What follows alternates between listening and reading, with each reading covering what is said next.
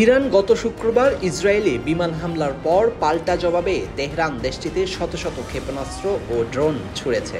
এর মধ্যেও কিছু ব্যালিস্টিক ক্ষেপণাস্ত্র ইসরায়েলের উন্নত আকাশ প্রতিরক্ষা ব্যবস্থাকে ভেদ করে গুরুত্বপূর্ণ লক্ষ্যবস্তুতে আঘাত হানে। ইসরায়েলের ধারাবাহিক হামলায় ইরানে এ পর্যন্ত ৭০ নারী শিশুসহ ২৪০ জনের বেশি নিহত হয়েছেন। এর জবাবে ইরান প্রায় ৪০০ ক্ষেপণাস্ত্র ও কয়েকশো ড্রোন নিক্ষেপ করে। এতে ইসরায়েলের অন্তত ২৪ জন নিহত ও শত শত মানুষ আহত হন। দেশ জুড়ে ইসরায়েলিরা আশ্রয়কেন্দ্রে যেতে বাধ্য হন। এমনকি তেল আবিবে অবস্থিত সুরক্ষিত ইসরায়েলি সামরিক দপ্তর কিয়াতেও হামলার ঘটনা ঘটে, তবে সেখানে ক্ষয়ক্ষতির পরিমাণ ছিল সীমিত। গতকাল মঙ্গলবার ইরান দাবি করেছে তারা ইসরায়েলের সামরিক গোয়েন্দা সংস্থা ও বৈদেশিক গোয়েন্দা সংস্থা মোসাদের একটি পরিকল্পনা কেন্দ্রে আঘাত এনেছে। এর মাধ্যমে ইসরায়েলের সবচেয়ে উন্নত ও বিশ্বের সর্বাধুনিক আকাশ প্রতিরক্ষা ব্যবস্থা ভেদ করতে সক্ষম হয়েছে তারা। সাম্প্রতিককালের ইতিহাস বলছে ইসরায়েলের আয়রন ডোমের মতো তার আকাশ প্রতিরক্ষা ব্যবস্থাগুলোর মাধ্যমে দেশটিতে বেশিরভাগ ক্ষেপণাস্ত্র হামলা সফলভাবে প্রতিহত করেছে। তাহলে ইরানি ক্ষেপণাস্ত্র কিভাবে ইসরায়েলের আকাশ প্রতিরক্ষা ব্যবস্থা ভেদ করেছে, জানা যাক সেই প্রশ্নের উত্তর।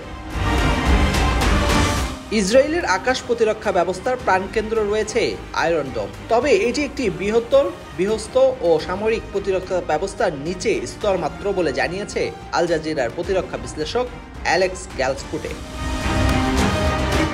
আয়রন ডোম ধেয়ে আসা কোনো রকেট বা ক্ষেপণাস্ত্রকে শনাক্ত ও গতিপথ নির্ধারণ ও ধ্বংস করে। ইসরায়েলের দাবি এ ব্যবস্থা ৯০% সফল। লেবাননের সশস্ত্র গোষ্ঠী হিজবুল্লাহর সঙ্গে মূলত ২০০৬ সালে সংঘটিত যুদ্ধের অভিজ্ঞতা থেকে শিক্ষা নিয়ে ইসরায়েল ২০১১ সালে এ ব্যবস্থাকে সক্রিয় করে। তখন হিজবুল্লাহ রকেট হামলার প্রতিহত করতেই আয়রন ডোম ব্যবস্থার প্রতিরক্ষা ব্যবস্থা গড়ে তোলা হয়।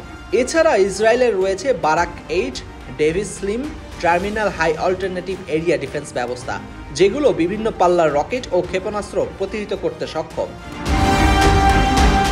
ইসরায়েলের আকাশ প্রতিরক্ষা ব্যবস্থা মূলত ৩টি অংশ নিয়ে গঠিত: রাডার ব্যবস্থা, কমান্ড সেন্টার ও প্রতিরোধী ক্ষেপণাস্ত্র সম্বলিত লঞ্চার। তবে সব প্রতিরক্ষা ব্যবস্থার মতো ইসরায়েলের এ প্রতিরক্ষা ব্যবস্থাতেও সীমিত সংখ্যক প্রতিরোধী ক্ষেপণাস্ত্র রয়েছে। ইসরায়েলের আকাশ প্রতিরক্ষা ব্যবস্থায় ঠিক কতটি প্রতিরোধী ক্ষেপণাস্ত্র আছে সেটি অজানাই রয়েছে। প্রতিরক্ষা বিশ্লেষক ক্যাটোপুলেস বলেন, ইরান ও ইসরায়েলের মধ্যে চলমান সংঘাত এখন মূলত ধ্বংস বা শক্তি ক্ষয়ের এক লড়াই হয়ে উঠেছে। ইসরায়েল দাবি করে তারা ইরানের আকাশসীমার উপর আধিপত্য প্রতিষ্ঠা করেছে, তবে ক্যাটোপুলেস জানান ইরান ও ইসরায়েলের মধ্যে সর্বনিম্ন দূরত্ব ১০০০ কিলোমিটার। তিনি বলেন, এই দূরত্ব ইসরায়েলি যুদ্ধবিমানের জন্য অনেক বড়, বিশেষ করে যদি জ্বালানি ছাড়াই যেতে হয়। এই বিশ্লেষক আরও বলেন, তারা শত্রুপক্ষের আকাশসীমায় ঢুকতে পারে, কিন্তু সেটা সীমিত সময়ের জন্য। যুক্তরাষ্ট্র ইসরায়েলকে আকাশপথে জ্বালানি সরবরাহ করে সহায়তা করতে পারে, তবে যুদ্ধবিমানের অতিরিক্ত ট্যাঙ্ক যুক্ত করলে সেটির গোপনীয়তা ও স্টিলথ ক্ষমতা হ্রাস পায়। এতে প্রশ্ন ওঠে, এই টানা সংঘাতে ইরানের হাতে আসলে কতগুলো ক্ষেপণাস্ত্র রয়েছে যার সাহায্যে তারা লড়াই চালিয়ে যেতে পারে, আর ইসরায়েলের হাতেই বা কতগুলো ইন্টারসেপ্টিভ ক্ষেপণাস্ত্র, বিশেষ করে অ্যারো 2, অ্যারো 3 আছে, যেগুলো তারা টানা ব্যবহার করতে পারেন।